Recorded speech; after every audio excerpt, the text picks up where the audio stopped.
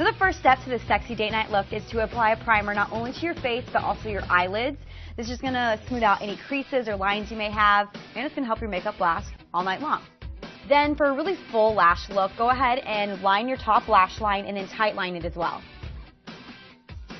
The next step is to apply eyeshadow, and we could really go for a dark black smoky eye for this date night look, but instead we're going to go for a more brown smoky eye and add a pop of color. So using a smudge brush, I'm just lightly going right over where my eyeliner is. And I don't have creases in my eyelids, but if you did have a crease, you don't want it to go past that. You just want it to be very, very nice and neat right here in this eyelid area. And then you're going to flare it out at the side like this, so it creates a little bit of a smoky effect. You can always use your finger to just pat it out. Now I'm taking a darker espresso shade of brown and layering it on the outside corner of my eye to really create depth and create a more smoky look.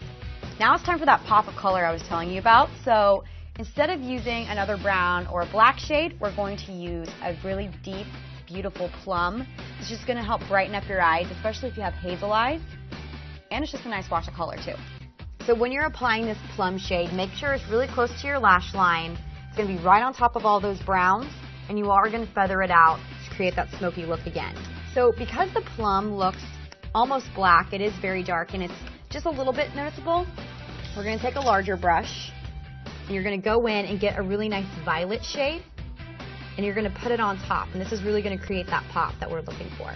So now you're going to highlight your brow bone, and this will do two things. First, it's going to lift up your brow, but will also open up your eye.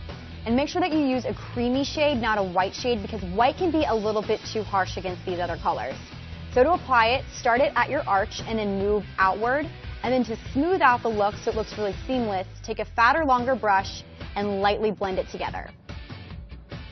So now it's time to apply your mascara to your top and bottom lashes. And a quick tip is, after you apply your first coat of mascara, wait till they're completely dry before applying a second coat. This will keep you from having tarantula eyelashes.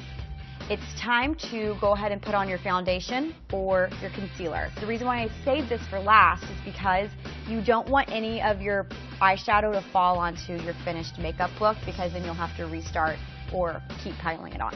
The way that I apply my foundation is I put it on the 5 points of my face: my forehead, my nose, my chin, and then 2 spots on my cheeks. And then I take a foundation brush and start to blend it outward toward my hairline and down to my jawline. This technique just makes sure that your foundation looks really sheer and natural and not like you painted your face or have too much foundation on. So to finish off your wonderful date night look, you want to put on some blush, something very light and sheer, just right on the apples to brighten up your face, and a nice lip gloss. I like to use lip gloss just because it's not as severe as lipstick, but keep it neutral, remember, because your eyes are already really dark and you don't want to compete with your lips and your eyes. And that's all there is to it. Just remember to take your lip gloss and your setting powder in your purse for touch-ups. I'm Kirby, and we'll see you next time on Pop Sugar TV.